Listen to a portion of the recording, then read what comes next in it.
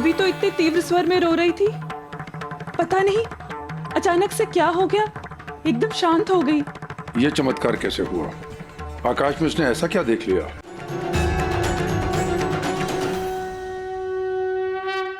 मुझे क्षमा कर दीजिए। क्षमा मांग के हमें लज्जित मत कीजिए, हम भी आपको पहचान नहीं पाए थे, इसलिए हम भी आपसे क्षमा की याचना करते हैं।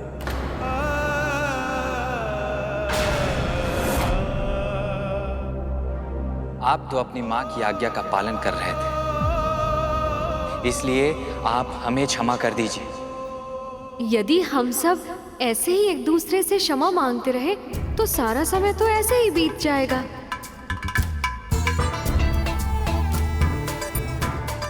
है ना माँ?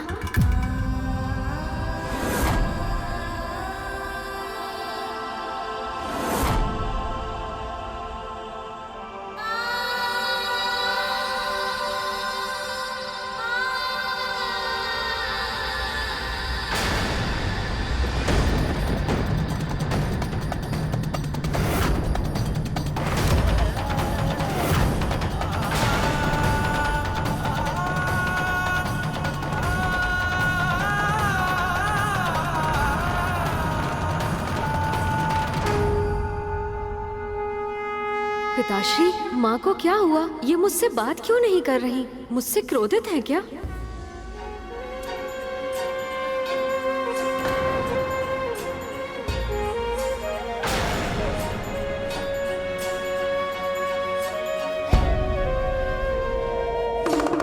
पुत्र, इससे पहले तुम अपनी माँ से मिलने जाओ, मैं तुम्हें कुछ दिखाना चाहता हूं। आओ मेरे संग। जी पिताश्री।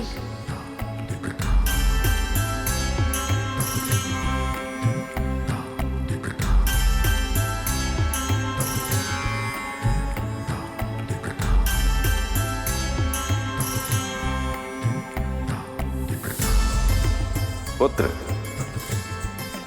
इससे पहले कि तुम अपनी माँ से कुछ कहो, एक बार अपना नया स्वरूप देख लो। नया स्वरूप?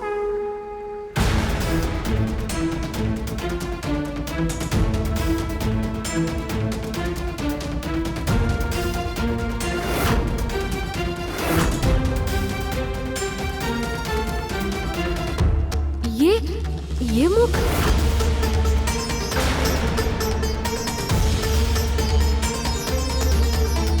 पिताश्री, मैं समझ गया। माँ को जो ममता मेरे पुराने रूप से थी, वो इस स्वरूप से नहीं है। उन्हें मेरा ये नया मुख प्रिय नहीं लगा है पिताश्री, इसीलिए तो उन्होंने मुझसे बात तक नहीं की। तुम्हारा मुख अवश्य बदल गया हो पुत्र, पार्वती का हृदय नहीं बदला, और ना ही बदला है हृदय में प्रेम। पार्वती अपने पुत्र से अथाह सीमित प्रेम करती हैं। मुख बदलने पर तुम हो तो पार्वती के ही पुत्र न। तुम देखना, तुम्हारी मां तुमसे और अधिक, बहुत अधिक प्रेम करेंगी।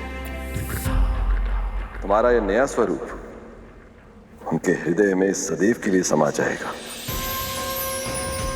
और सत्य तो यह है पुत्र, अगर तुम भी विचार करोगे, तुम्हारा नया मुख पुराने मुख से कहीं अधिक उत्तम है।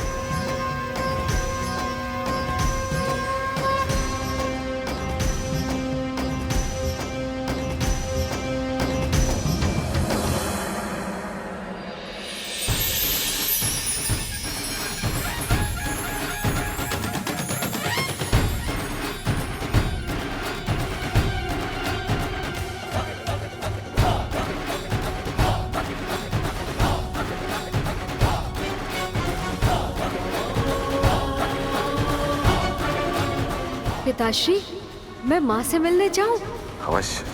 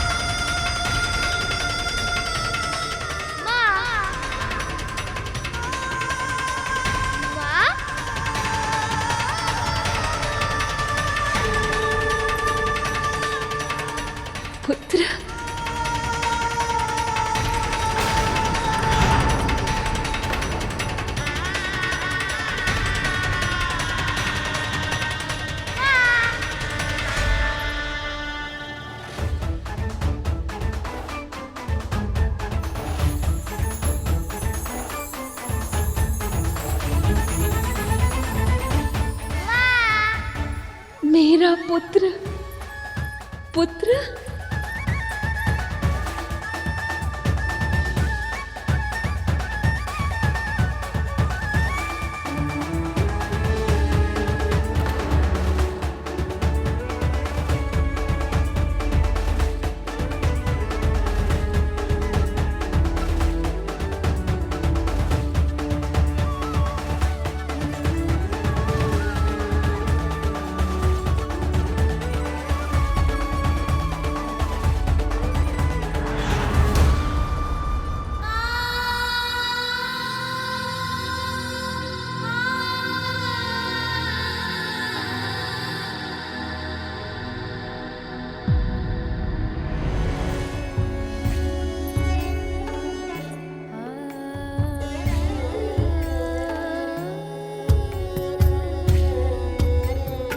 कमल के पुष्प की तरह था वो खिला हुआ मुख। सरस्वती के आशीर्वाद से शब्द धारा प्रवाह बहते थे उससे। प्रेम से छलकती आंखें, सूतवा नाक, गालों पे नटखट स्वभाव की लाली, वो मुख सुंदरता की प्रतिमूर्त था। कैसे कैसे भूल पाऊंगी मैं उसे? कैसे स्वीकार कर पाऊंगी अपने पुत्र के इस नए स्वरूप को?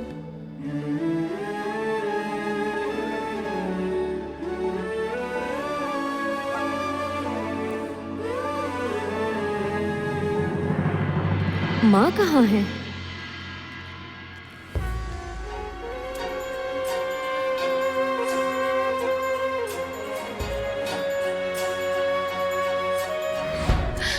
बहुत थक गया होगा ना?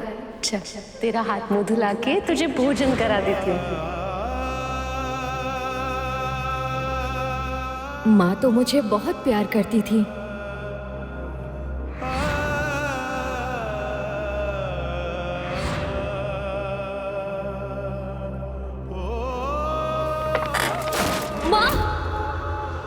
मेरा पुत्र।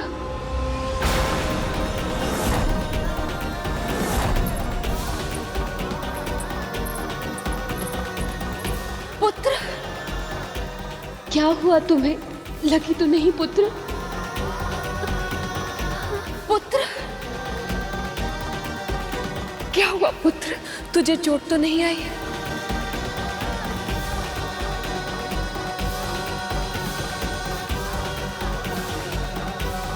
जो चोट आपको लगी है माँ, उसके सामने ये चोट तो कुछ भी नहीं है, क्योंकि वो चोट आपको मैंने दी है।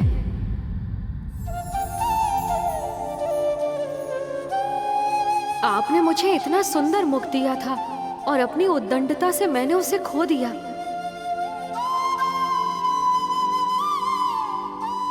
पर माँ, ध्यान से देखिए तो मेरा ये मुख भी कितना अच्छा है ना?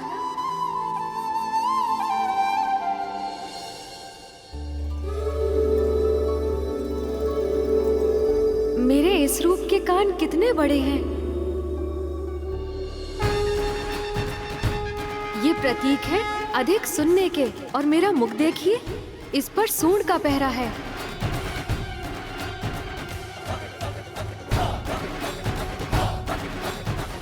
पहले कान बड़े नहीं थे और मुख पर पहरा नहीं था, इसीलिए मैंने किसी की बात पर ध्यान ही नहीं दिया।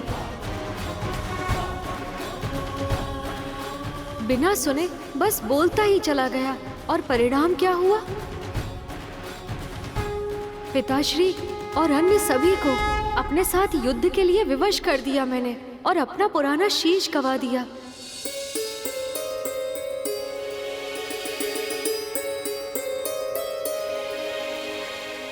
पर अच्छा ही है, कहते हैं अधिक सुनने और कम बोलने वाले ही ज्ञानी बन पाते हैं, है ना माँ?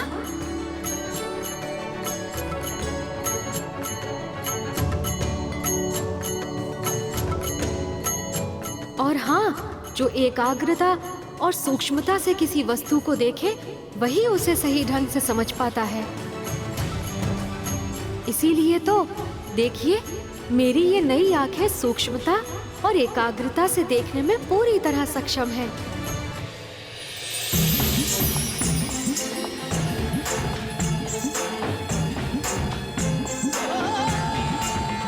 यदि मैंने इन गुणों का प्रयोग पहले किया होता तो मैं पिताश्री और अन्य सभी देवताओं को पहचान जाता और युद्ध होता ही नहीं।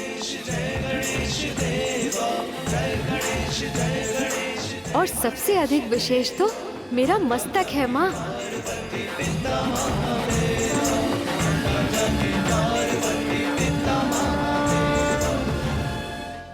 बुद्धिमत्ता का प्रतीक और ऐश्वर्य का भी, क्योंकि गज के मस्तक पर लक्ष्मी मामी श्री का वास होता है ना माँ? वैसे भी जहाँ बुद्धि होती है वहाँ सब कुछ अपने आप ही मिल जाता है। यदि ये मस्तक मेरे पास पहले होता तो मैं भी बुद्धिमानी से निर्णय लेता और किसी के साथ युद्ध नहीं करता।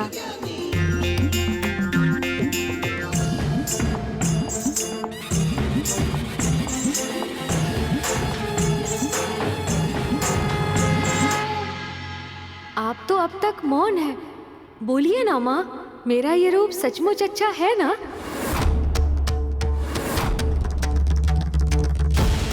बोलिए ना माँ, मेरा ये रूप सचमुच अच्छा है ना?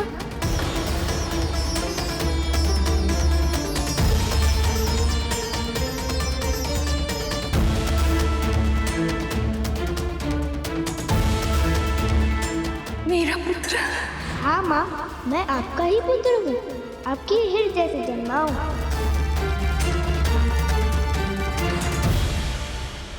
माँ बताइए ना, मैं अच्छा हूँ ना?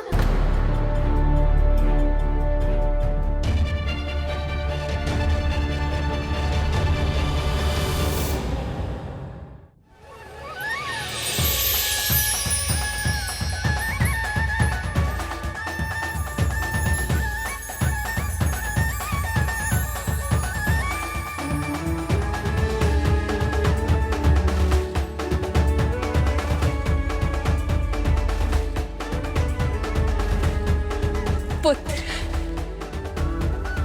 इस पूरे संसार में तुझसे अच्छा, तुझसे सुंदर और कोई नहीं है पुत्र।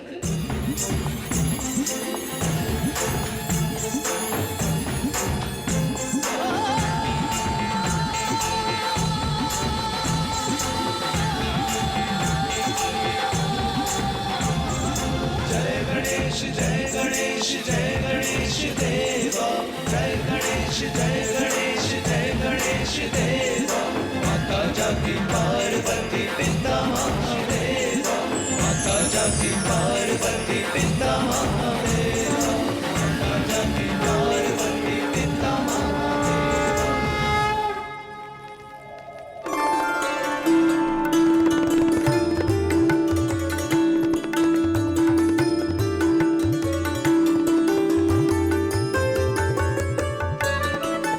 इस संसार की हर माँ के लिए अपना पुत्र सबसे अधिक प्रिय होता है, और उसके बाद जो उसके हृदय को भाता है वो है उसके पुत्र का नाम।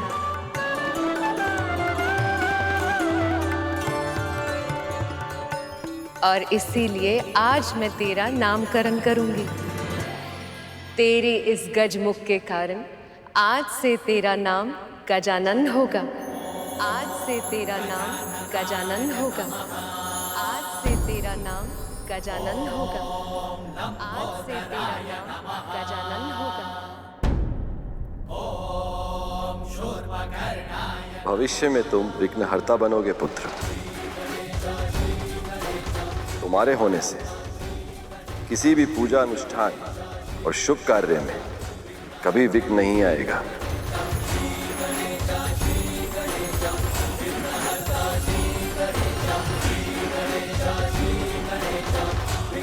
मेरे छोटे भाई,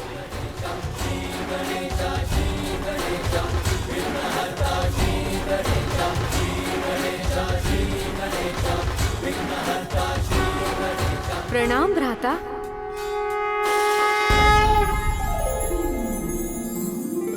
तुम्हें देखते ही जैसे मुझे सुख मिला है ना, वैसे ही सभी के लिए तुम दुख हरता और सुख करता बनोगे।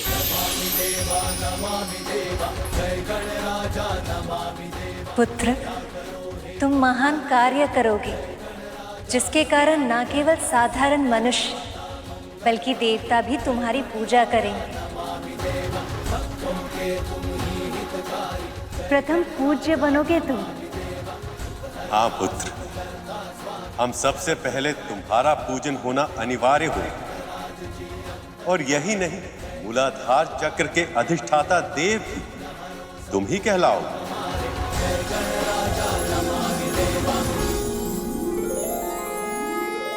आपका तेज और प्रताप 10 दिशाओं में व्याप्त होगा। जो आपको पूजेंगे उनकी सारी मनोकामनाएं पूरी होंगी। कितना सौभाग्यवान हूँ मैं कि मुझे आप सभी का आशीर्वाद मिला है। पर जिनके कारण मुझे ये नया स्वरूप मिला, बस उन्हीं का आशीर्वाद नहीं मिला मुझे।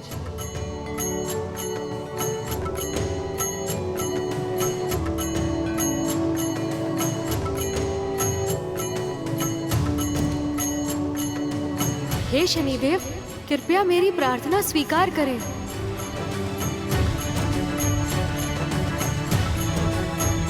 कृपया मुझे दर्शन दें।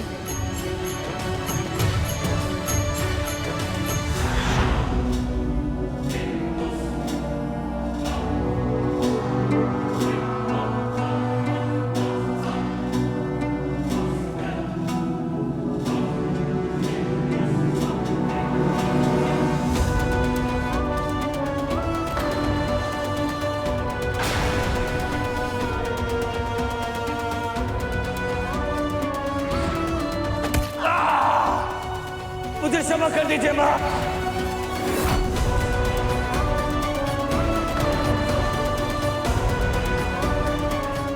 मेरा धन्यवाद स्वीकार कीजिए शनिदेव। यदि आपकी दृष्टि मुझ पर नहीं पड़ती तो मेरा अहंकार कभी समाप्त नहीं होता और मुझे ये स्वरूप भी नहीं मिलता। मैं पूरे हृदय से आपका आभारी हूँ देव। जो हुआ उसे देव योग कहिए या मेरी नियति, परंतु इन सब के कारण माँ को बहुत कष्ट उठाना पड़ा। मुझे ये दुख सदैव रहेगा गजानन।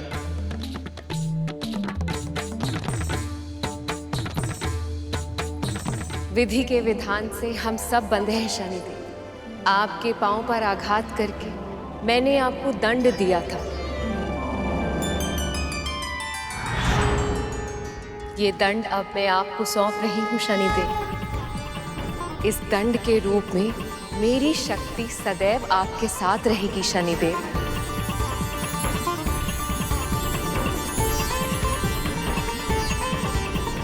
आज के बाद आप कभी निर्बल नहीं हो।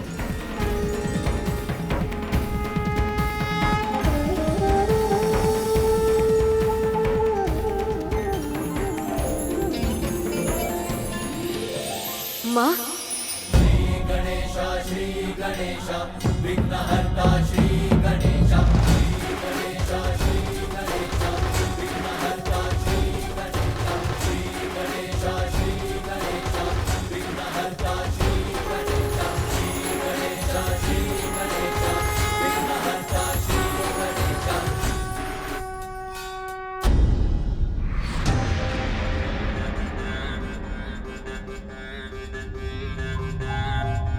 गरुड़, तुम्हें ज्ञात नहीं प्रभु विष्णु ने तुम्हारे लिए कितनी बड़ी योजना की है।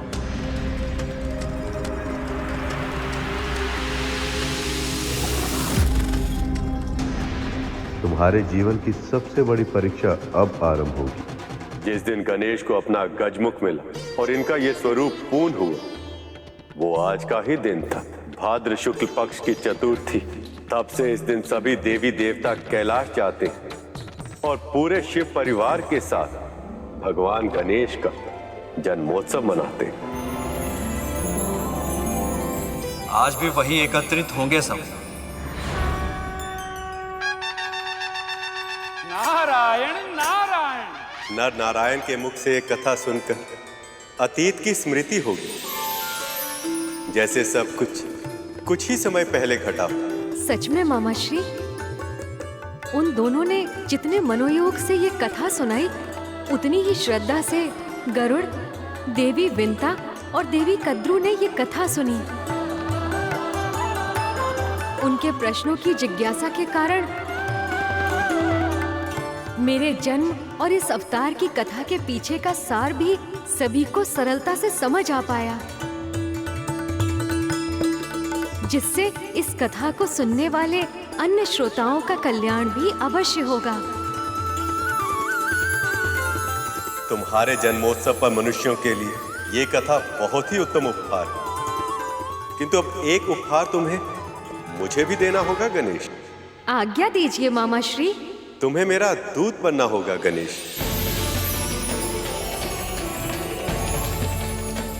और मेरे प्रिय भक्त तक मेरा संदेश लेकर जाना होगा।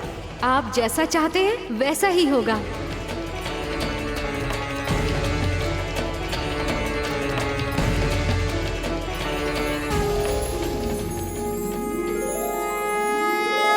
जय गणेश जय गणेश जय गणेश देवा, माता जाकी पार्वती पिता महादेवा।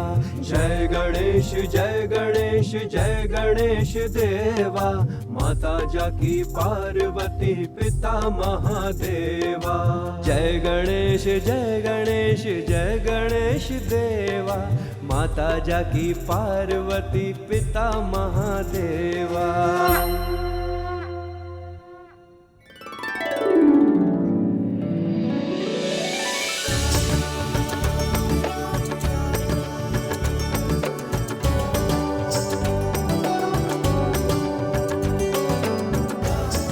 हे गजानन, हमारी ओर से ये भोग, ये मोदक स्वीकार करें प्रभु।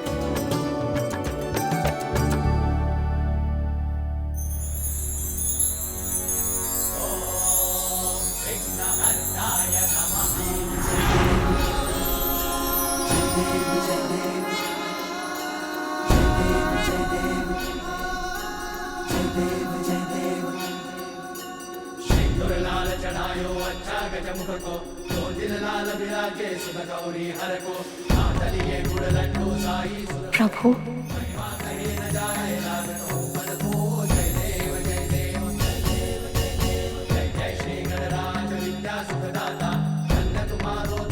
प्रभु, इतना बड़ा सौभाग्य और मुझे। मैं नर और नारायण के कथा वाचन से और आप सभी की श्रद्धा से बहुत प्रसन्न हूँ। आपके भक्ति भाव ने मुझे दर्शन देने के लिए विवश कर दिया, और अब मैं आया हूँ तो वरदान दिए बिना वापस नहीं लौटूंगा। देवी कद्रू के मन में भक्ति की जो लौ इस कथा के माध्यम से जगी है, वो और प्रज्वलित होगी।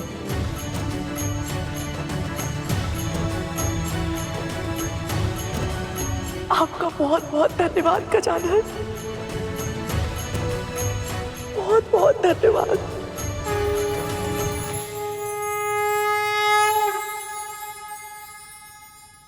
देवी विंता, आपके मन की शाश्वत इच्छा अवश्य पूरी होगी। आपका पुत्र प्रभु विष्णु की सेवा अवश्य करेगा, और गरुड़, तुम्हारे लिए मेरे पास सबसे विशेष उपहार है। स्वयं प्रभु विष्णु का संदेश। अब समय आ गया है गरुड़।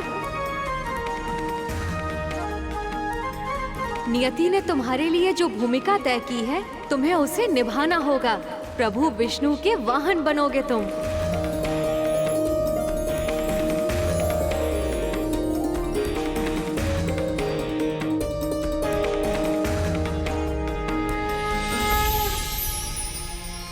क्या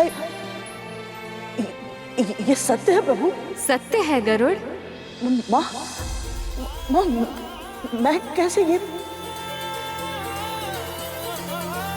प्रभु तुम्हारी प्रतीक्षा कर रहे हैं गरुड़। जाओ, अपना दायित्व संभालो। तुम्हारा कल्याण हो।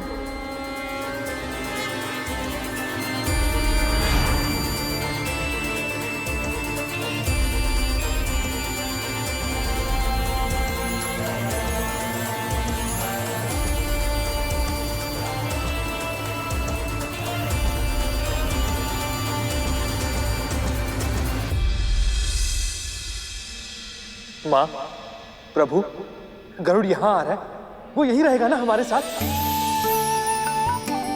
ये तो बहुत ही प्रसन्नता की बात है। हाँ शेष, गरुड़ अब अपनी नियति के साथ न्याय कर पाएगा, अपने जन्म का उद्देश्य पूरा कर पाएगा।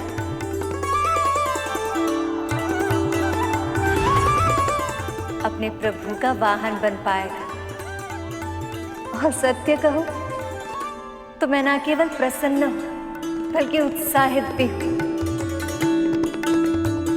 गरुड़ का स्वागत करने के लिए मैं आतुर हूं।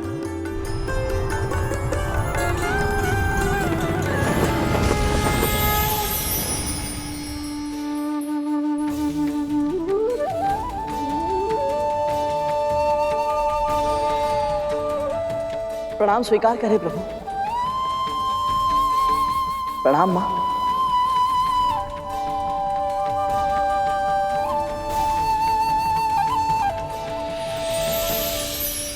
प्रणाम भैया।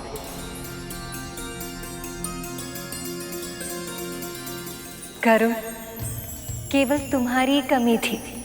ऐसा लग रहा है कि तुम्हारे आगमन के साथ ये वैकुंठ का परिवार अब पूरा हो गया है।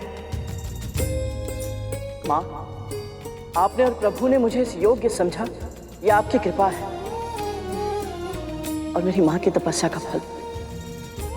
तभी तो मुझे वो सौभाग्य मिल रहा है जो बड़े बड़े देवता तक को नहीं मिला।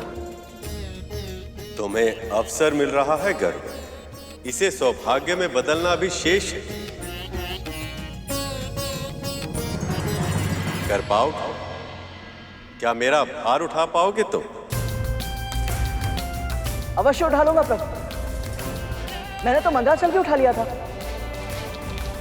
आप बस आदेश दीजिए प्रभु, मैं अपना दायित्व निभाने के लिए, आपका वाहन बनने के लिए बहुत आतुर हूं। मन तो कर रहा है कि मैं इसी क्षण आपको अपने ऊपर बैठा लूं और अनंत गगन की ऊंचाइयों में खो जाऊं। गरुड़ के भीतर जो शक्तिशाली होने का अहंकार जन्म ले रहा है, इसे शीघ्र ही रोकना होगा मुझे। सारे संसार का भ्रमण बस एक ही बार में कर लूंगा। अवश्य कर ले, किंतु उससे उपरांत मेरी कनिष्ठा उंगली का भार उठाकर तो देखो।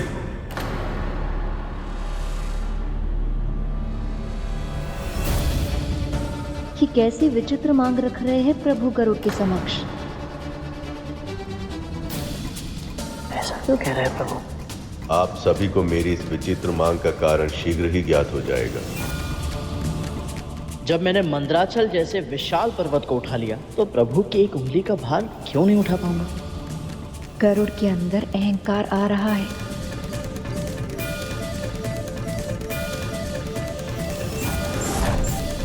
कहीं प्रभु गरुड़ पर क्रोधित न हो जाए।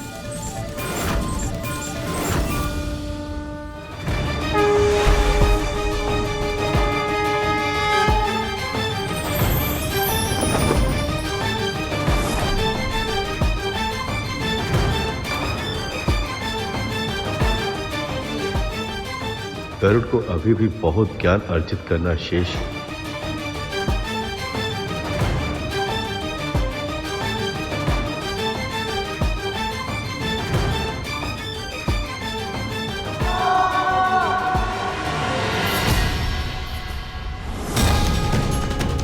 गरुड़,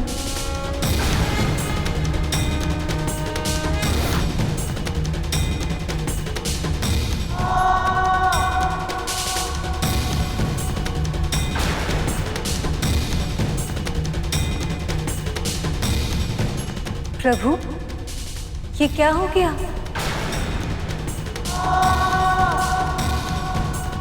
इसका जन्म तो आपका वाहन बनने के लिए ही हुआ था प्रभु। तो फिर ये आपकी एक उंगली तक का भार क्यों नहीं उठा पा रहा है?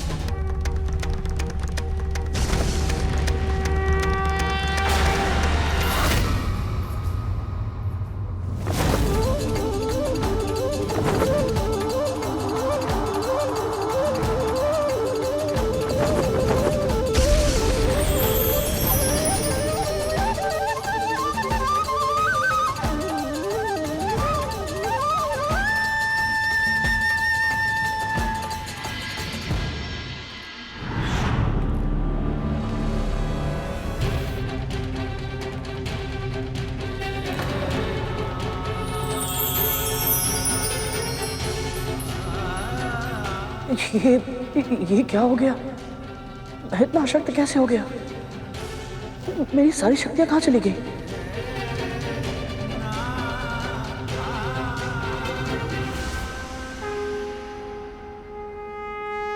प्रभु, मैं तो आपकी सेवा करने के लिए आया था, अरे तो मैंने आप ही को निराश कर दिया। मुझसे ऐसी कौन सी भूल हो गई प्रभु, जो मेरी सारी शक्ति चली गई? शक्ति कभी तुम्हारी थी ही नहीं पुत्र। तुम्हारा अहंकार समझता था कि जो शक्ति थी वो तुम्हारी थी, पर सत्य तो ये है कि संसार में किसी के पास अपनी शक्ति है ही नहीं। इस पूरे संसार को संचालित करने वाली शक्ति केवल आदि शक्ति है।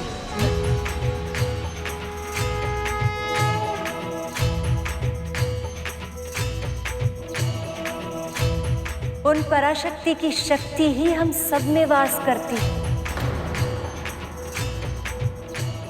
उन्हीं की कृपा से सब कुछ संभव है संसार। यहाँ तक कि त्रिदेव और हम त्रिदेवियों का जन्म भी उन्हीं के शक्ति के कारण हुआ है।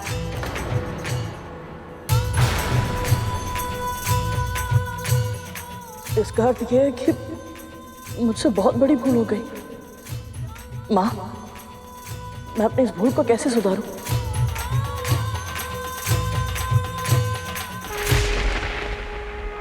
देवी लक्ष्मी, समय हो गया, चले। कहाँ प्रभु? आप गरुड़ के वैकुंठ के आने के उत्साह में भूल गई कि हमें विंध्याचल क्षेत्र में जाकर नवरात्रि की पूजा और व्रत करना है। और ये हमारे विवाह के बाद पहली नवरात्रि है। अवश्य प्रभु, चलिए।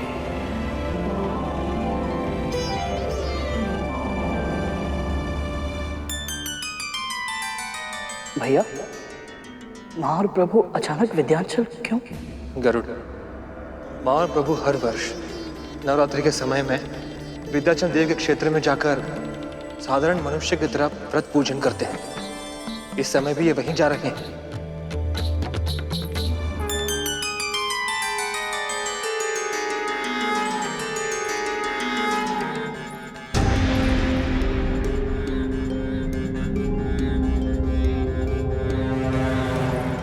प्रभु, माँ,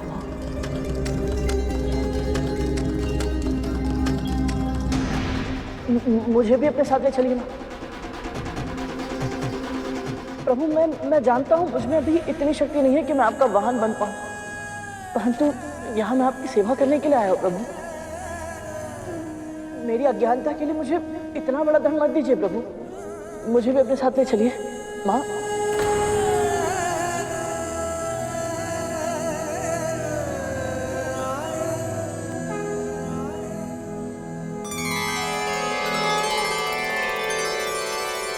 ठीक है पुत्र, चलो। धन्यवाद माँ, धन्यवाद प्रभु।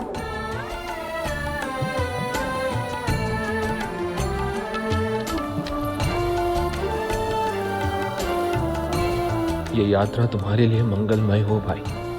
प्रभु का वाहन बनने की शक्ति शीघ्र ही मिले तुम्हें। जय मां भगवती, जय मां विंध्यवासिनी, जय मां। प्रभु विष्णु और माता लक्ष्मी मेरे समक्ष।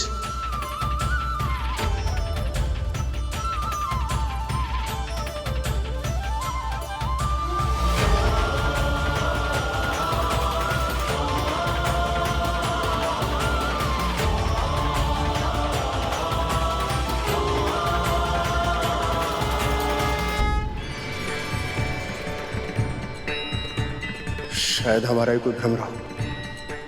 जय मां भगवती। श्रीमान, क्या आप हमारी सहायता कर सकते हैं? मुंह देखते समझ में आ गया था हमें कि कछु ना कछु तो आप हमसे अवश्य ही मांगने वाले हो।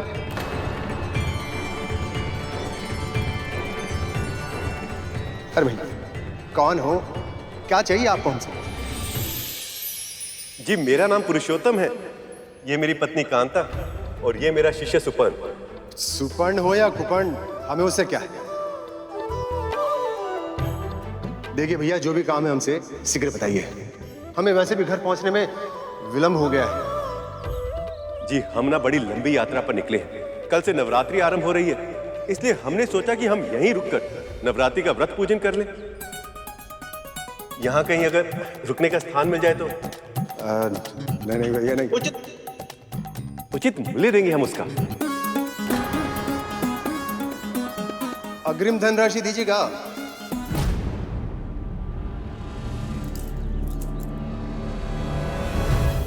जी अवश्य। हमारे घर में भी लक्ष्मी हमारी धर्मपत्नी के पल्लू से ऐसी बंधी रहती है।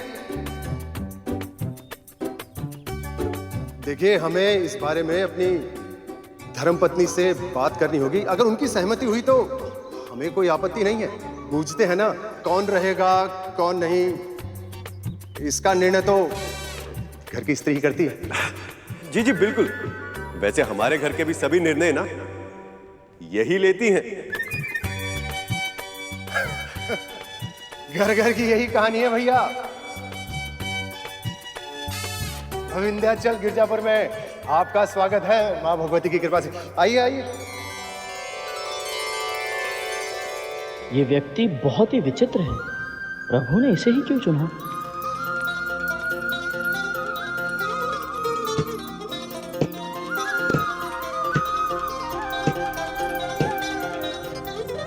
हे मां भगवती। क्या हुआ श्रीमान? ओखली के स्वर से तो पता ही नहीं चल रहा कि क्रोध कितना तीव्र है। अब आप तनिक यहीं ठहरिए, हम अभी बात करके आते हैं।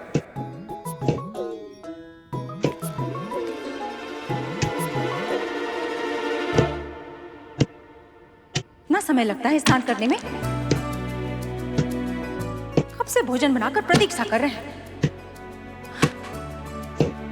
भोजन को बार बार चूल्हे पर गर्म करने से उसका सारा पोषण समाप्त हो जाता है। जीवन में कोई अनुशासन है या नहीं? पता है, जो समय का सम्मान नहीं ना करता, समय भी उसका सम्मान नहीं करता। प्रभु, ये स्थान ठहरने के लिए ठीक तो नहीं लग रहा। ग्रह स्वामिनी तो बहुत ही क्रोधी स्वभाव की है।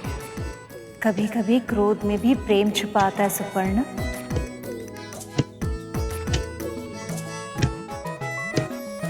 लो, अब आ रहे। जब बाहर होते हैं तो घर की कोई सुध बुद्धि नहीं होती आपको। थोड़ा धीरे स्वर में बात कीजिए ना, अन्यथा जो अतिथि आए वो कहीं उल्टे पांव ना लौट जाए।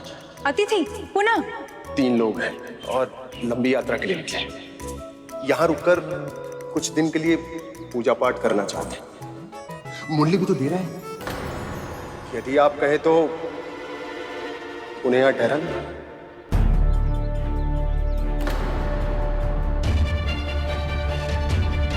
इनके स्थान पर आकर नव दुर्गा की कथा सुनाने के पीछे इनका ही कल्याण निहित है और इनके कष्ट हरने हम स्वयं पृथ्वी लोक पर आए हैं। यदि शास्त्री जी की धर्मपत्नी ने हमें अनुमति नहीं दी तो इनके पिछले कर्म और पीड़ा को सुधारने का अवसर इस नवरात्रि के बाद कभी नहीं आएगा। माँ, ये दोनों क्या बातें कर रहे हैं? प्रभु, अब तो आप ही।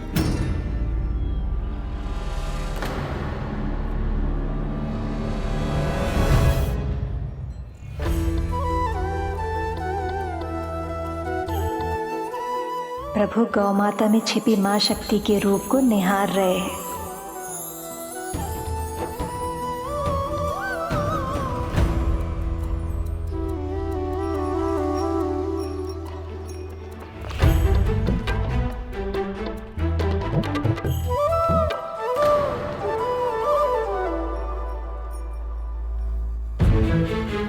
सुनिए,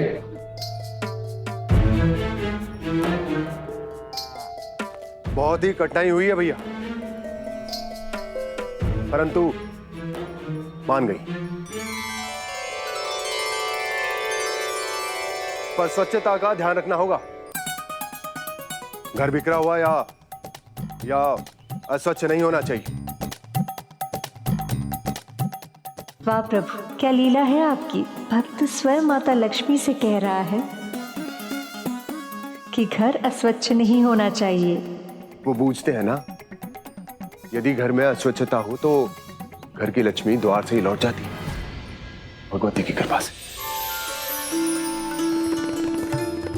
इसे ज्ञात भी नहीं कि लक्ष्मी स्वयं इसके घर में इसके जीवन को संवारने आई है।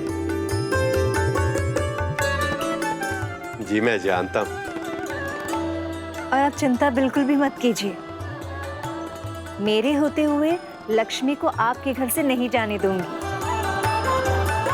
मेरे प्रभु कितने उदार हैं, एक सामान्य मनुष्य बन के अपने एक भक्त के घर रह रहे हैं।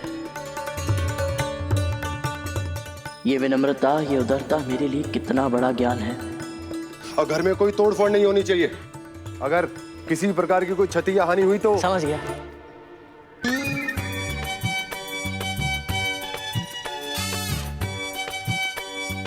चलिए आइए भैया। श्रीमान, आपसे एक और सहायता चाहिए थी।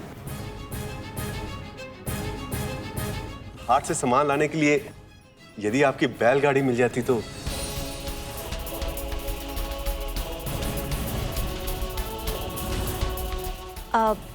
हम आपको उचित मूल्य भी देंगे।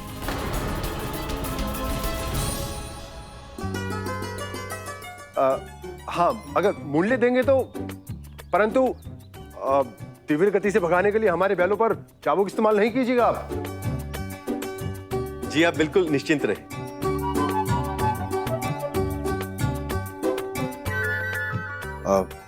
आइए, माँ भगवती की कृपा से।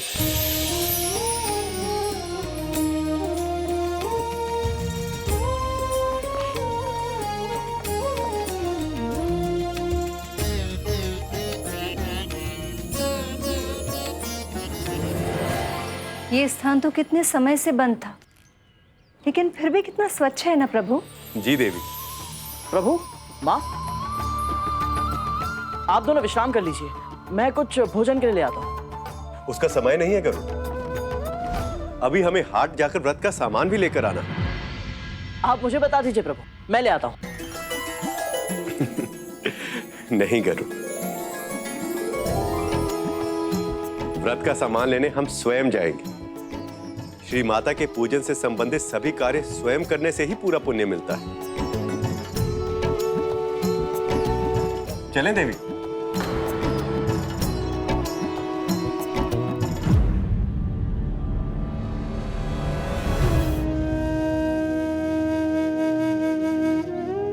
तुम प्रभु के वाहन तो नहीं बन सके, पर कम से कम सारथी तो बन जाओ।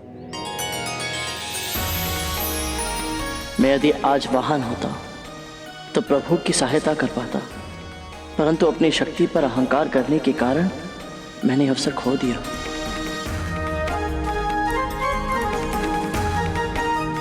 धन्यवाद माँ।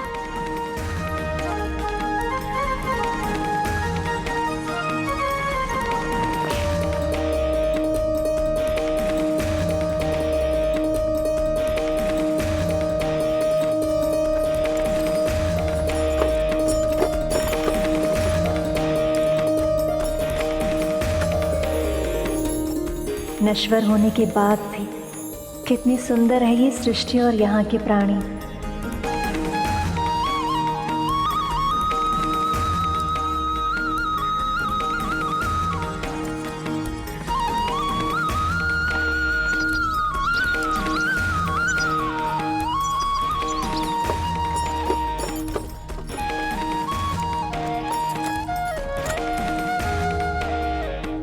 कितनी अद्भुत लीला है प्रभु विष्णु की। देवी,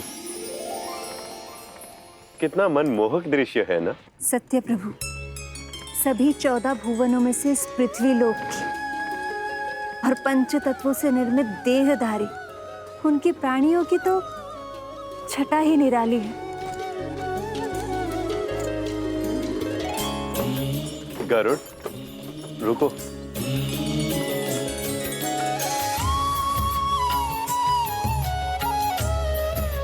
आइए देवी, यहां से आगे हम पैदल जाएंगे।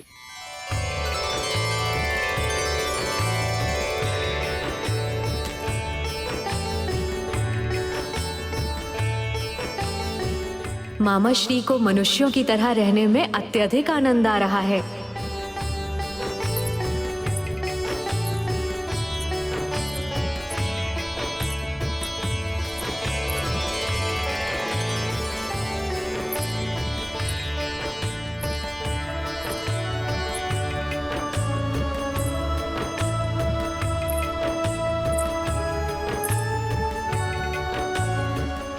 कितनी उत्सुकता से सारे भक्तजन माता के नवरात्रि की पूजा करने की तैयारी कर रहे हैं। मां शक्ति अवश्य इन सबकी मनोकामना पूरी करेंगी।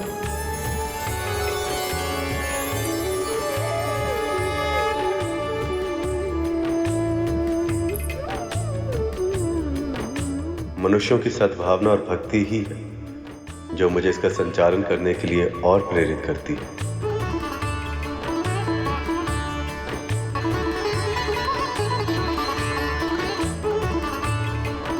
देवी इधर उधर कहाँ भटकिएगा, यहाँ आइए। एक ही स्थान पर आपको सारी वस्तुएं मिल जाएंगी।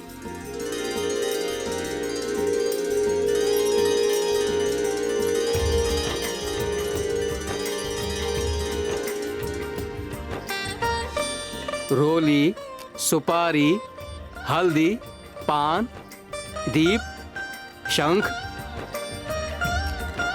और ये।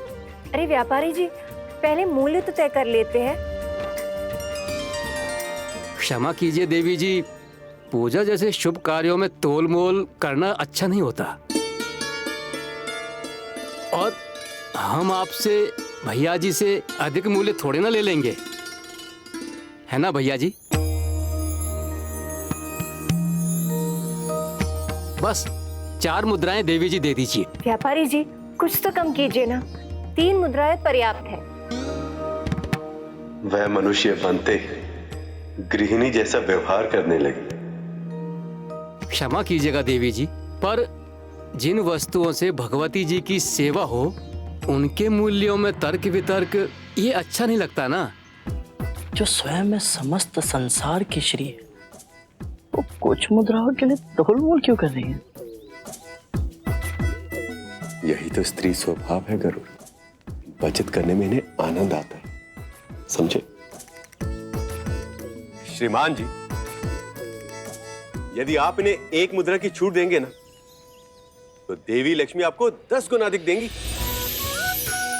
अब आपने भगवान का ही नाम ले लिया तो हम उनकी महिमा को कैसे कम कर सकते हैं? उचित है।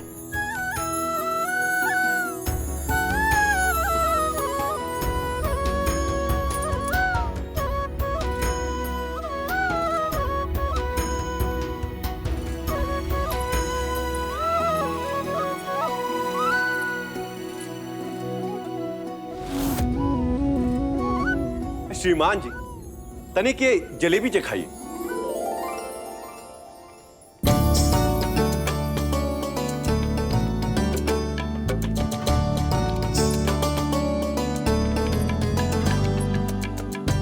श्रीमान जी, एक काम कीजिए, एक लड्डू भी दीजिए।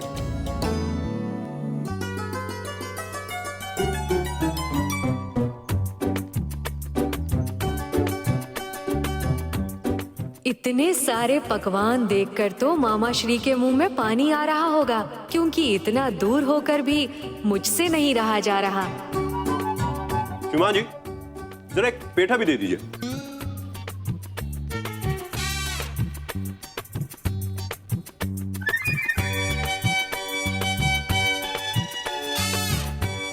अब ये क्या लीला कर रहे हैं प्रभु? पृथ्वी में आके मनुष्य की तरह ही व्यवहार कर रहे हैं। श्रीमान जी, एक काम कीजिए, बर्फी भी चखवाइए।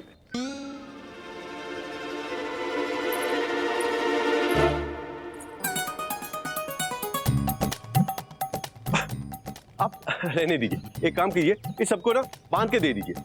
ये लीजिए।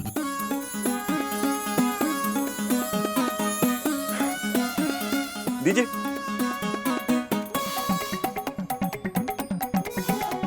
चले। मामा श्री तो पूरा लाभ उठा रहे हैं मनुष्य रूप लेने का। सुंदर सुंदर मूर्तियां, माता की मूर्तियां, आ जाओ आ जाओ। हम बेचने बनाने वाले कौन है भैया जी? ये तो माँ भगवती की कृपा है जो इस आयु में भी हाथ चल रहे हैं। आप जो ठीक समझें दे दीजिएगा दक्षिणा समझकर।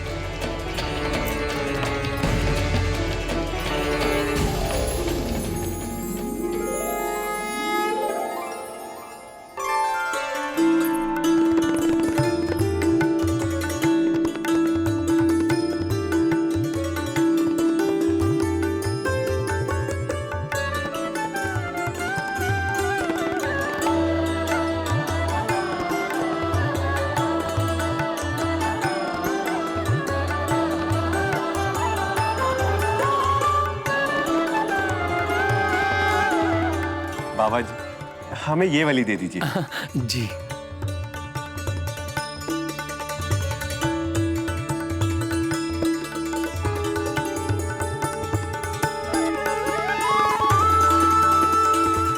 लीजिए।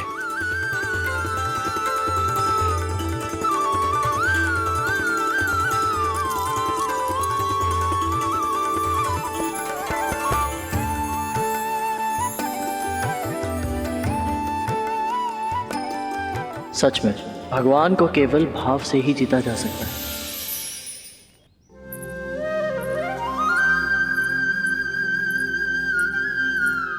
श्रीमान,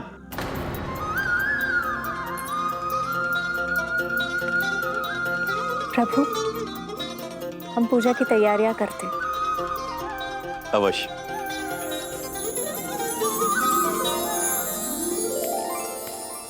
श्रीमान, कल हमारे यहाँ नवरात्रि का पूजन और कथा वाचन, आप दोनों अवश्य पधारिएगा।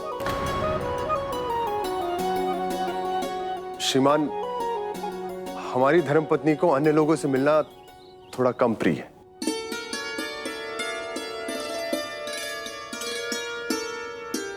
परंतु वो आए ना आए, हम अवश्य पहुंच जाएंगे मां भगवती की कृपा से।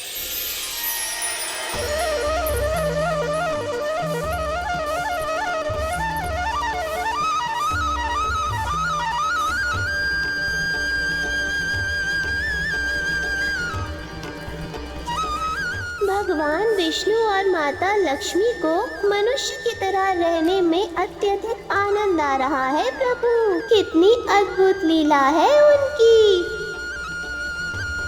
हाँ मूषक जी, वो अपने भक्तों का उत्थान तो कर ही रहे हैं, स्वयं उनके घर में रहकर। साथ ही माता शक्ति की नवरात्रि की पूजा भी स्वयं मनुष्यों की तरह करके सृष्टि के समक्ष इस बात का प्रमाण भी प्रस्तुत कर रहे हैं कि माता शक्ति के लिए उनके सारे भक्त एक समान हैं। देवी, सभी कार्य स्वयं करेंगी या कुछ मुझे भी करने देंगी?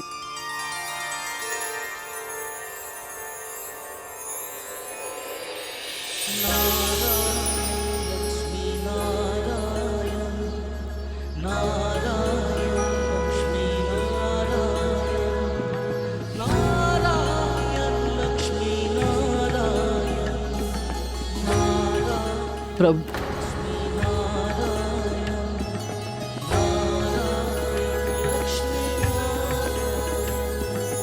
जग के पालक है नारायण, लक्ष्मी नारायण। जग के पालक है नारायण, लक्ष्मी नारायण।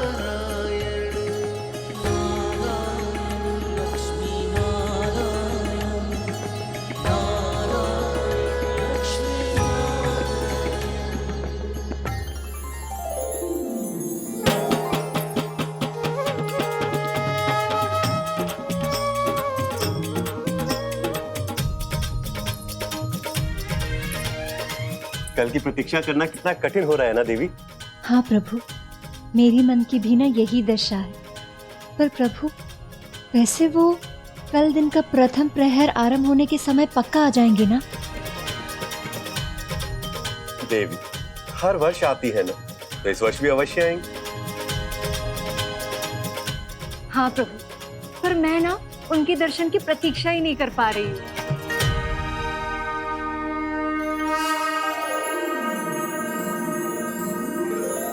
प्रभु, माँ, कौन आने वाली है?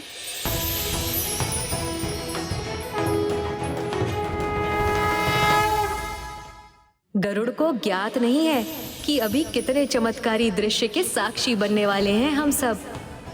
माता शक्ति, माँ ललिता स्वयं मामा श्री और मामी श्री को दर्शन देने वाली हैं।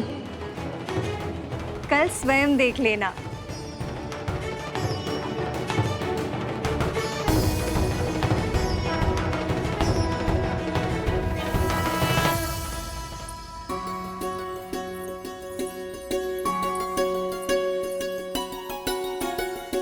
भगवान, भोजन तो बहुत स्वादिष्ट बनाया आपने, भगवती की कृपा से। रात भर तो ही जा रहा हूं। भोजन तो वैसा ही बनाया है जैसे प्रतिदिन बनाते हैं।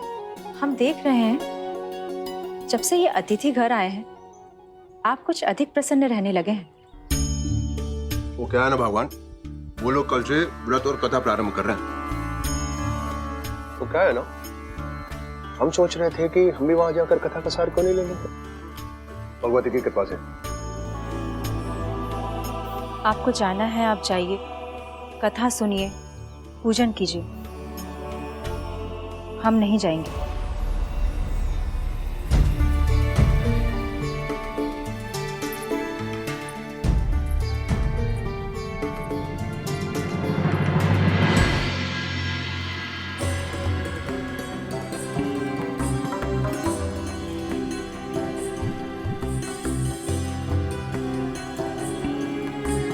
कौन है वो जिनकी प्रतीक्षा में स्वयं भगवान विष्णु और माता लक्ष्मी भी व्याकुल हैं? आज रात मैं आंगन में ही रहूंगा, द्वार पर दृष्टि रखूंगा ताकि भूल से भी उनके दर्शन मुझसे छूट ना जाए।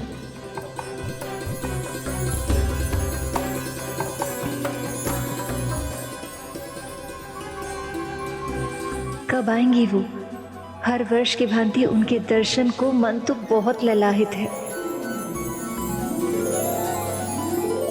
मामा श्री और मामी श्री मनुष्य रूप में क्या चले गए? उनके भाव, उनकी उत्सुकता, उनकी प्रतिक्रिया मनुष्यों की तरह हो गई है। हाँ प्रभु, उनके आसपास किसी को ये आभास भी नहीं है कि स्वयं भगवान उनके घर में विराजमान है। कितनी सुंदर है ये लीला। अभी इतना अच्छा लग रहा है तो तब क्या होगा जब माँ शक्ति स्वयं मामा और मामी श्री को दर्शन देंगी। और क्या ये सौभाग्य गरुड़ को प्राप्त हो पाएगा?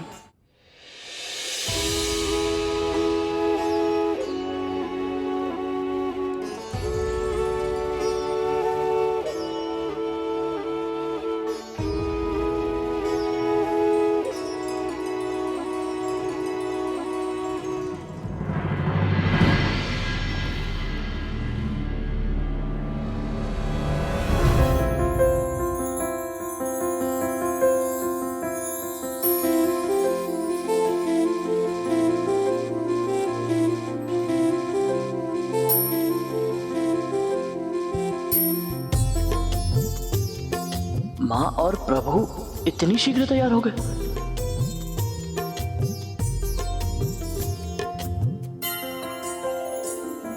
अभी तो भैया अरुण भी उदित नहीं हुए। भोर से भी पहले इतनी सुबह कौन आ सकती है?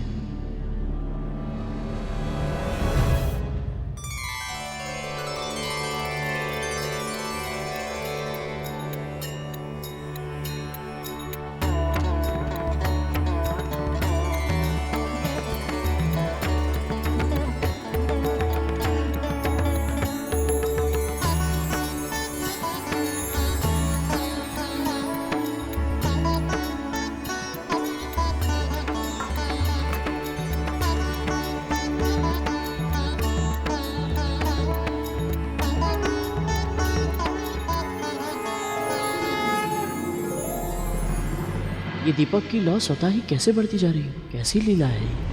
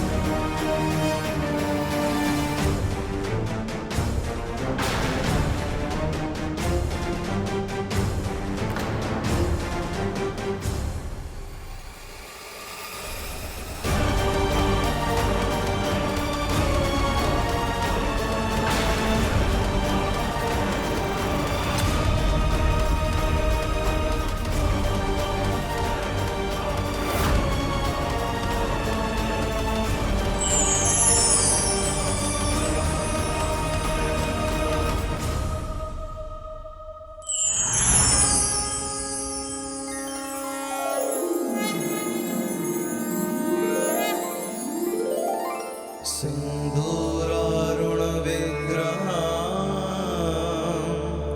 त्रिनयना। जय माँ ललिता। जय माँ ललिता देवी। नायक शेखरा स्मित मुखी मापीन वक्षोरुहा। पाणिभ्यामलिपूर्ण रत्न चषकं रक्तोत्पलं बिभ्रती। सौम्या रत्नघटस्थरक्तचरणा ध्यायेत् परमाम्बिका। श्री माता, हमारा व्रत सफल हो।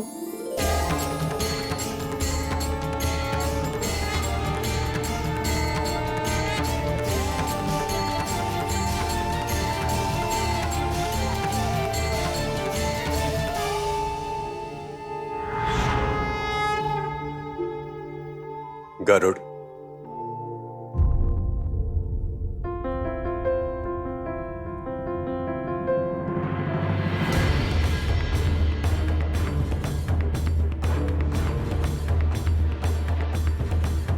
माँ, वो कौन थी जिनकी आभा इतनी अधिक तेज थी कि मैं सहन नहीं कर पाया और अचेत हो गया?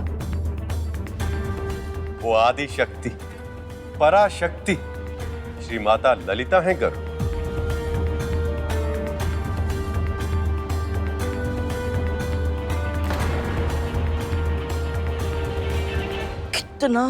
कितना अभागी हूं मैं प्रभु। ना तो मैं आपका वाहन बन पाया, ना मां ललिता के दर्शन कर पाया, ना ही उनका आशीर्वाद ले पाया। मैं भला इतना दुर्बल कैसे हो गया मां? गरुड़, वो इसलिए कि तुम्हें उनकी शक्ति का आभास नहीं है। आदि शक्ति, पराशक्ति श्री माता को जानने से पहले सभी को यह अहंकार होता है कि उनके पास जो शक्ति है वो उन्हीं की है। पर अहंकार तो टूटता ही है और उसके बाद ही शक्ति को हम जान पाते हैं। जानते हो, ये भूल केवल तुमसे नहीं हुई, प्रभु के साथ भी कुछ ऐसा ही हुआ था।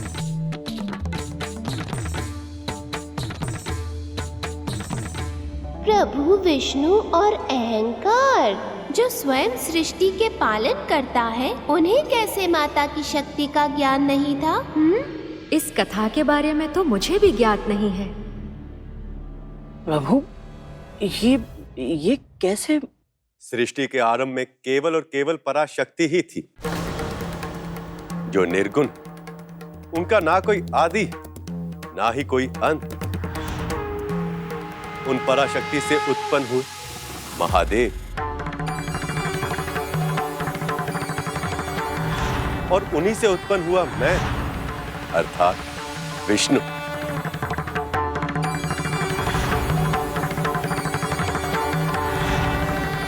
जब मैं योग निद्रा में था तो मेरी नाभि से जन्मे ब्रह्मदेव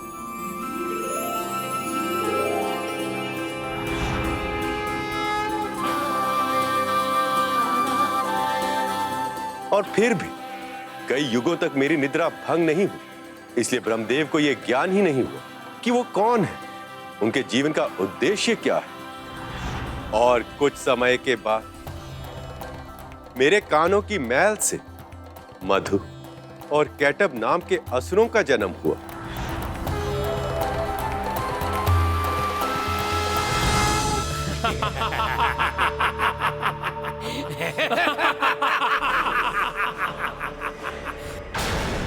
वो दोनों असुर ब्रह्मदेव का भक्षण करके अपनी भूख मिटाना चाहते थे। नारायण, मेरी रक्षा कीजिए, रक्षा कीजिए प्रभु, मेरी रक्षा कीजिए प्रभु।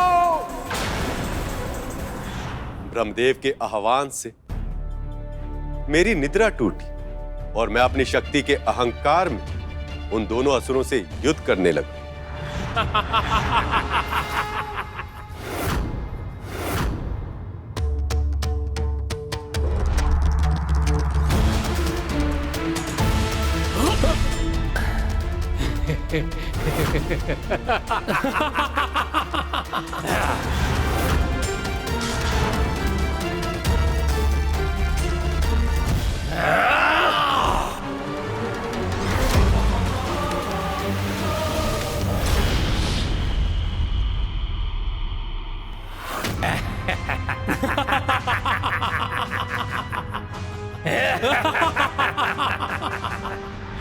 क्योंकि तुम्हारी ही तरह मेरा अहंकार भी तब टूटा जब मैंने उनसे युद्ध किया।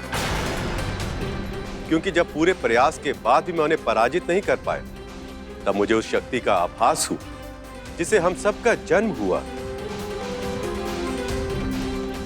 जो सृष्टि के निर्माण का कारण थी, जिसके प्रताप से मधुकैटभ इतने अधिक बलवान बन गए थे। और तब मैंने उन पराशक्ति की स्तुति की। उनकी स्तुति करने के बाद मुझे नवरात्रि व्रत के 9 दुर्गा पूजन का ज्ञान हुआ।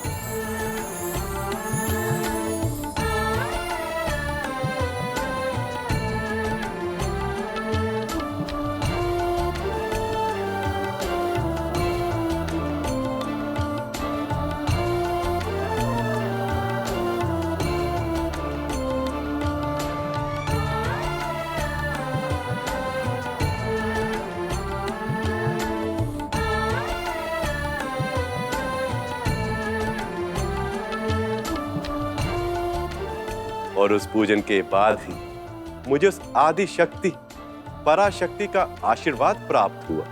मधु और कैटभ नाम के ये दोनों असुर आपको पराजित करने के कारण अहंकार से भर गए हैं।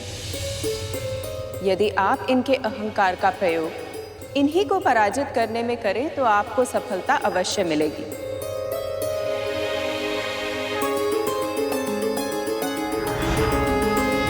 स्वयं को महाशक्तिशाली समझते हो ना तुम, पर हमने तुम्हें पराजित कर दिया। मैं विष्णु आप दोनों के अंदर छिपी शक्ति से हार स्वीकार करता हूं। अब मेरी आप दोनों से ये विनती है कि आप दोनों महाशक्तिशाली योद्धा मुझ निर्बल को एक वरदान दें।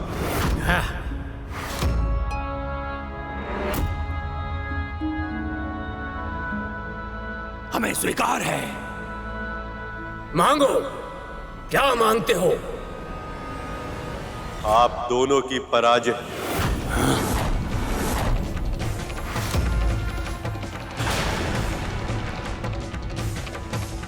आप दोनों की मृत्यु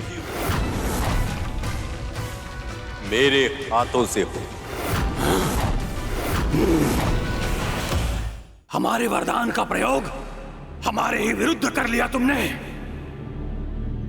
हम अपने वरदान का मान रखेंगे। हम तुमसे पराजित होने को तैयार हैं, किंतु स्मरण रहे हमारे देह का एक भी अंश व्यर्थ नहीं होना चाहिए।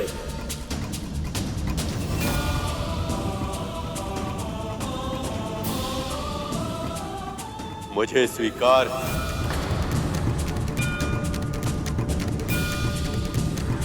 पराशक्ति श्री माता की सहायता से मैंने उन दोनों को पराजित किया और ब्रह्मदेव की सहायता से उनके देह से पृथ्वी बनी। इस तरह मुझे मेरे कर्तव्य का ज्ञान हुआ और ब्रह्मदेव को उनके उद्देश्य का भान हुआ। पराशक्ति श्री माता से प्रेरणा लेकर ब्रह्मदेव ने न केवल पृथ्वी की रचना की बल्कि अन्य प्राणी और वस्तुओं की भी रचना की। श्री माता के ज्ञान के बिना किसी भी प्राणी को उसके जीवन का उद्देश्य पता नहीं चल सकता। सचमुच श्री माता माँ ललिता की शक्ति अपरंपार है। जी प्रभु। प्रभु, आपसे ये पूरा वर्णन सुनकर मेरे मन में भी श्री माता के व्रत की इच्छा जागृत हो गई। क्या मैं भी ये व्रत रख सकता हूँ? अवश्य पुत्र। यदि तुम्हारी यही इच्छा है तो तुम पूजन और व्रत दोनों कर सकते हो।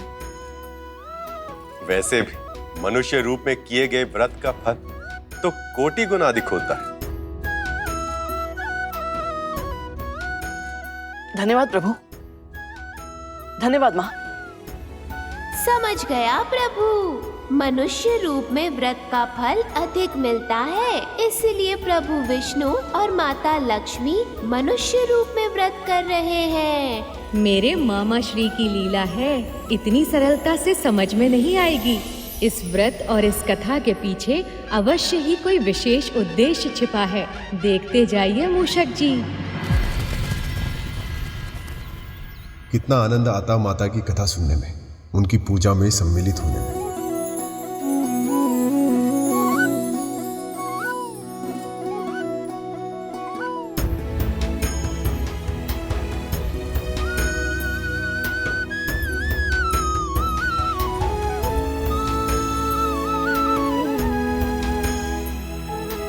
यदि आपका इतना अधिक मन कर रहा है जाने का, कथा सुनने का, तो आप चले क्यों नहीं जाते? हम नहीं जा रहे हैं इसका अर्थ ये नहीं है कि आप भी नहीं जा सकते।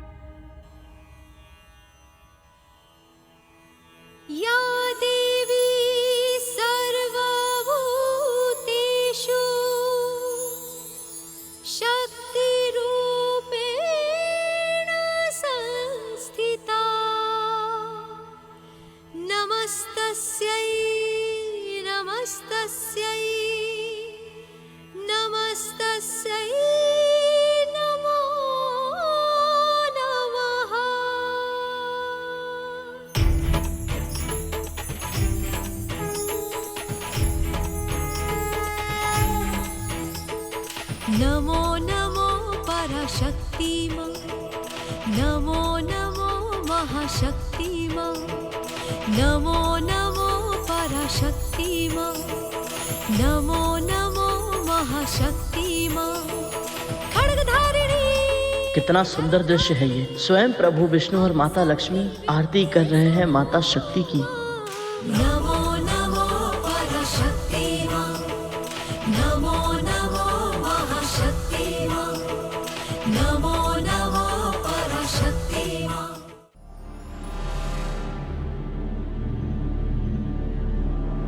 माँ, ये कलश की स्थापना क्यों की जाती है?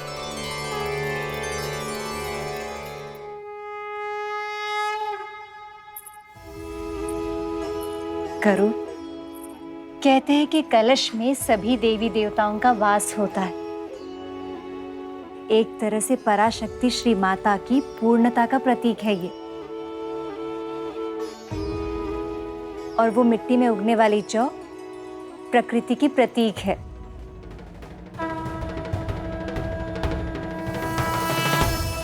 और इस पूजा की अवधि में ये जौ बाली के रूप में बदल जाती है।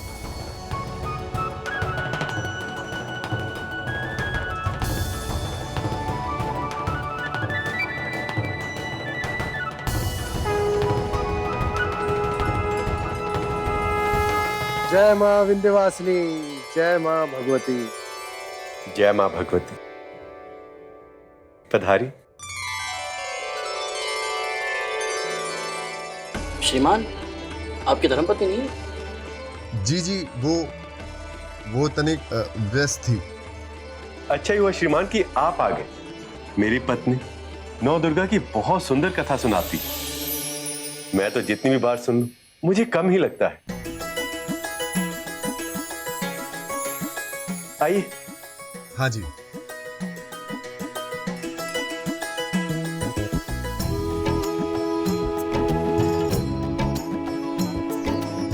नवरात्रि में नौ दुर्गा की उपासना का विधान होता है। इस अवधि में हर दिन माँ दुर्गा के एक स्वरूप की पूजा की जाती है। ये 9 दुर्गा कौन है माँ? 9 दुर्गाओं में प्रथम है माँ शैलपुत्री, दूसरी है माँ ब्रह्मचारिणी, तीसरी है माँ चंद्रघंटा, चौथी है माँ कुष्मांडा, पांचवी है माँ स्कंद माता, छठी है माँ कात्यायनी, सातवीं माँ कालरात्रि, आठवीं माँ महागौरी और 9वीं है माँ सिद्धिदात्री।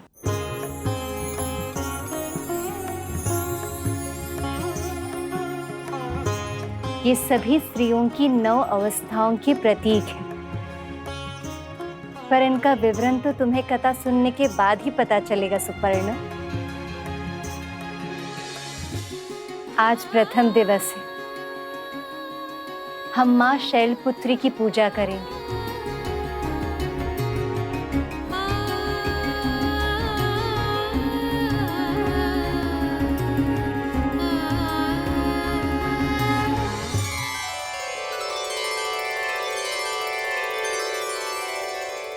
हे श्री माँ माता ललिता, अपने जीवन का लक्ष्य प्राप्त करने में मेरी सहायता करें माँ।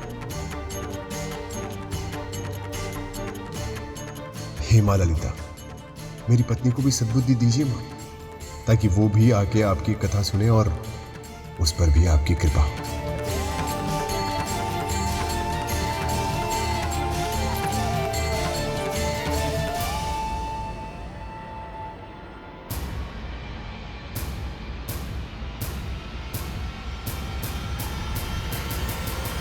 प्रभु, भगवान विष्णु और माता लक्ष्मी का शास्त्री और उसके पत्नी को नवदुर्गा की कथा सुनाने के पीछे क्या मंतव्य है?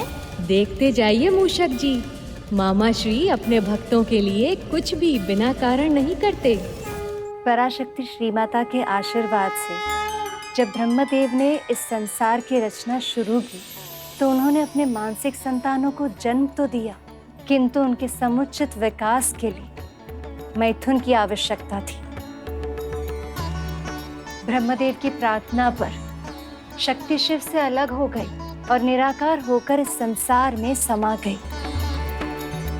शक्ति के इस निर्गुण रूप से पूरे संसार में जीव जंतुओं, पशु पक्षियों, वनस्पतियों और वृक्षों का विकास होने लगा, सृष्टि पनपने लगी और संसार रूपाकार पाने लगा।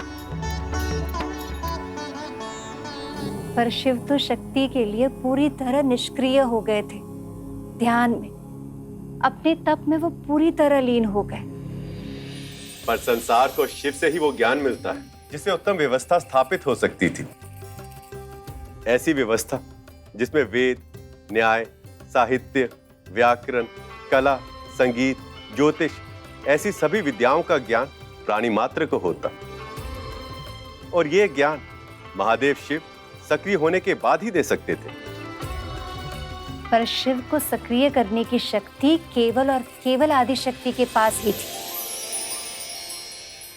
प्रभु, फिर तो संसार के लिए बहुत बड़ा संकट उत्पन्न हो गया होगा ना? इसका निवारण कैसे हुआ होगा प्रभु? ये तो आपको मामी श्री की कथा से ही ज्ञात होगा मूषक जी। आदि शक्ति श्री माता को साकार करना बहुत आवश्यक था और इसलिए ब्रह्मदेव अपने पुत्र प्रजापति दक्ष के पास गए। ओम नमो नारायण, ओम नमो नारायण, ओम नमो नारायण।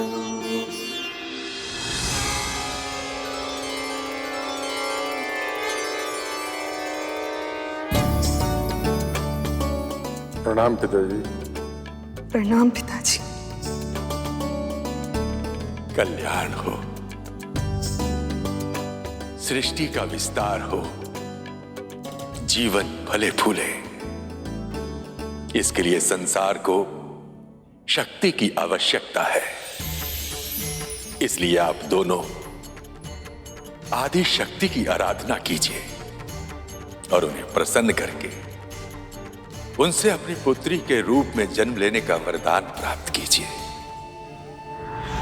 फिर प्रजापति दक्ष ने अपने पत्नी के साथ मिलकर आदिशक्ति श्री माता की सच्चे हृदय से तपस्या की।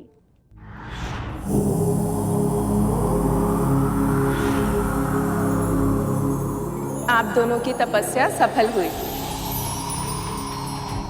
मैं आपकी भक्ति और संकल्प शक्ति से प्रसन्न हूँ और बहुत ही शीघ्र आपके घर सती के रूप में जन्म लूंगी।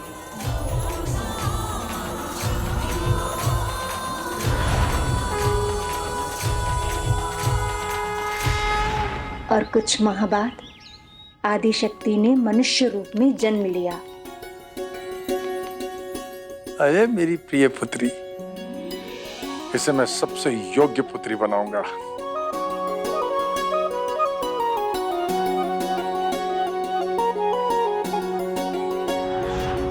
प्रजापति दक्ष का अहंकार उन्हें बनाने की बात कर रहा था जिन्होंने सारे संसार को बनाया। दक्ष को यह पता ही नहीं कि जिस पुत्री को वो अपने प्राणों से भी अधिक प्रेम करते हैं, एक दिन उसी पुत्री के कारण उनका शीश उनके धड़ से अलग कर दिया जाएगा।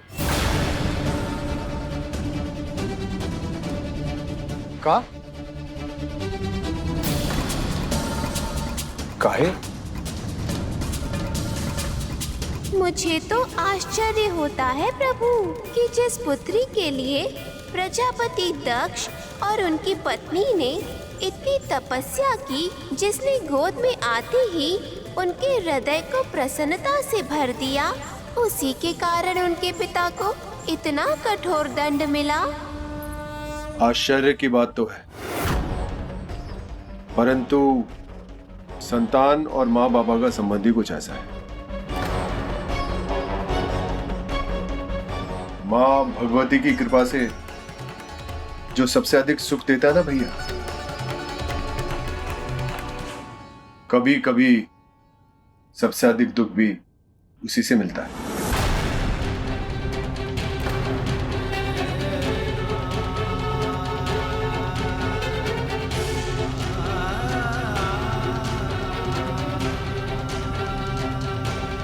क्या हुआ प्रभु?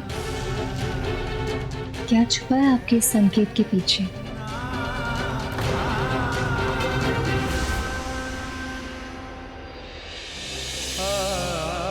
मैं समझ गई प्रभु, कुछ न कुछ ऐसा अवश्य हुआ है जिसके कारण इन दोनों के मन पर बहुत गहरा प्रभाव पड़ा है।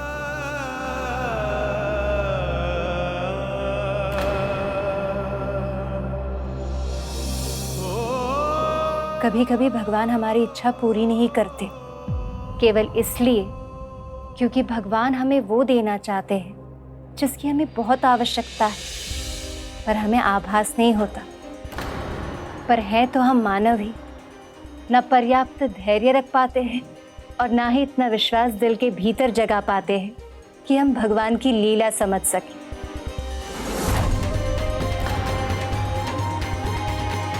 प्रजापति दक्ष की भी यही इच्छा थी कि उनके पद और प्रतिष्ठान के स्वरूप उन्हें पहचान और सम्मान मिले, पर उन्हें ये समझने की आवश्यकता थी कि जिन्हें वो अपना शत्रु मान रहे थे, वो महादेव शिव उनसे भिन्न नहीं थे।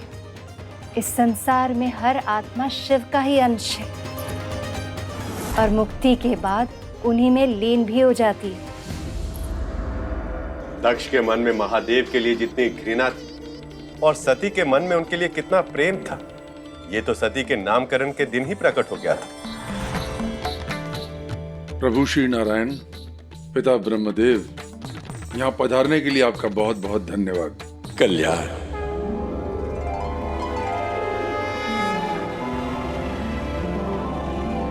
श्री माता आदिशक्ति, प्रणाम स्वीकार करो।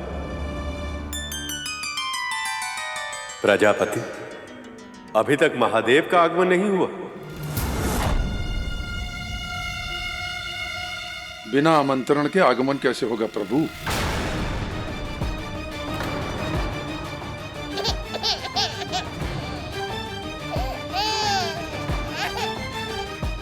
प्रभु,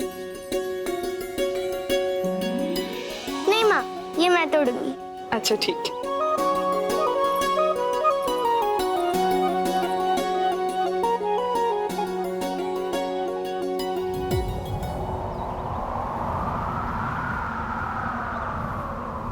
ये प्रकाश कितना अद्भुत है ये।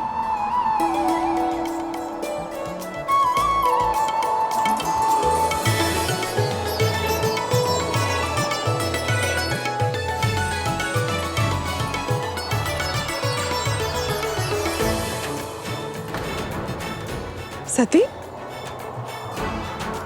ये कहाँ चली गई?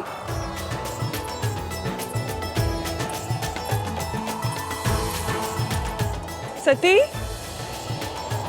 पुत्री, सती।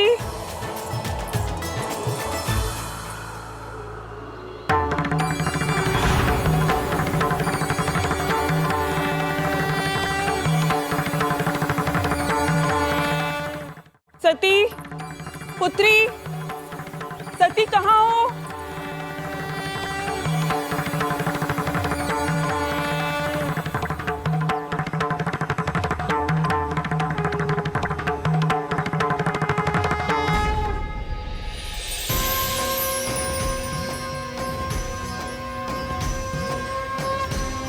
पुत्री, कहाँ चली गई?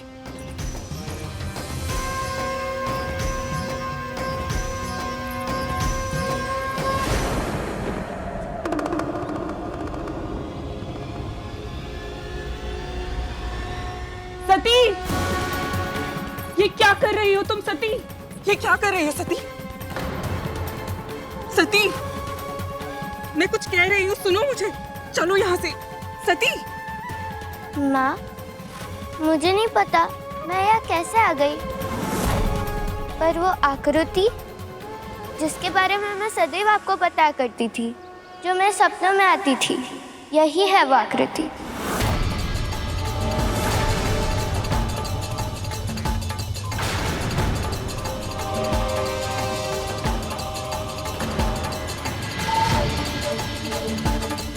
ऐसा नहीं हो सकता, असंभव। ये स्वप्न नहीं, दुस्वप्न है। माँ, आप क्या कहना चाहती है? मैं कुछ समझी नहीं माँ। जिस आकृति की तुम बात कर रही हो सती, जानती भी हो वो क्या है? शिवलिंग है ये, शिव का अमूर्त निराकार रूप। शिव? वो कौन है माँ? शिव कौन है, शिव क्या है, इसकी व्याख्या करना तो बड़े बड़े ज्ञानियों के लिए भी बहुत कठिन है। मैं तो बस इतना जानती हूँ कि शिव पवित्र त्रिदेवों में से एक है। त्रिदेव अर्थात तुम्हारे दादाजी श्री ब्रह्मदेव, जिन्होंने सृष्टि के आरंभ में पराशक्ति की सहायता से सभी की रचना की। श्री विष्णु, जो सृष्टि के पालनहार हैं, जिनकी पूजा तुम्हारे पिताजी और हम सब करते हैं। और ये पशुपति महादेव शिव, अंत में जाकर सब इनमें ही लय हो जाते हैं।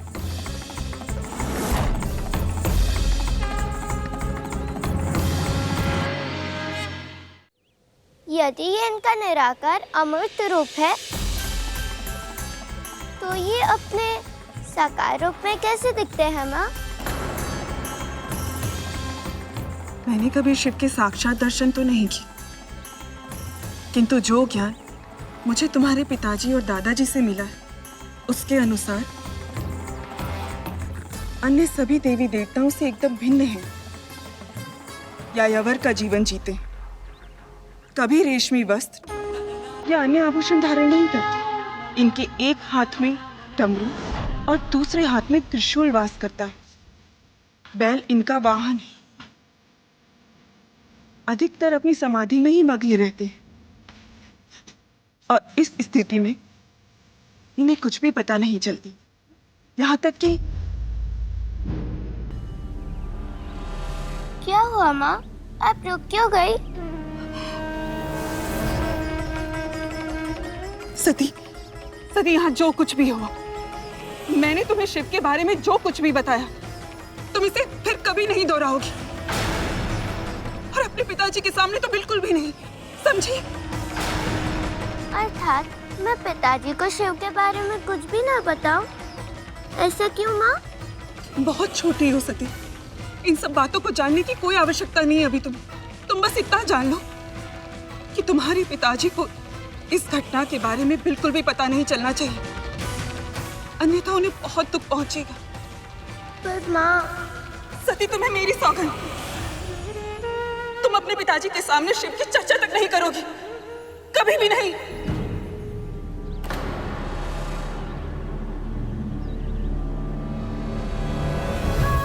ये तो तुम भी नहीं चाहोगी ना सती कि तुम्हारे पिताजी को दुख पहुंचे, है ना पुत्री?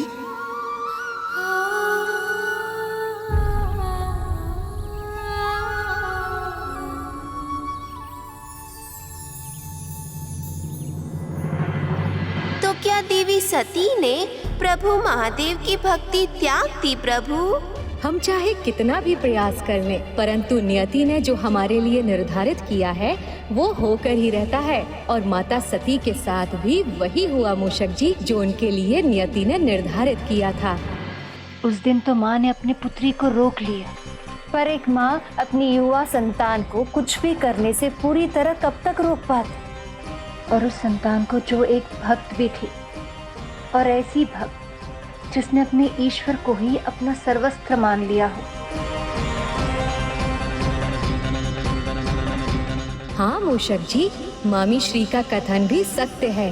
कुछ भक्त अपनी नियति स्वयं लिखते हैं और ईश्वर को उनकी पुकार सुनकर स्वयं आना पड़ता है, जैसे मामा श्री इस भक्त के लिए आए हैं, और जैसे स्वयं देवों के देव महादेव आएंगे माता सती के लिए।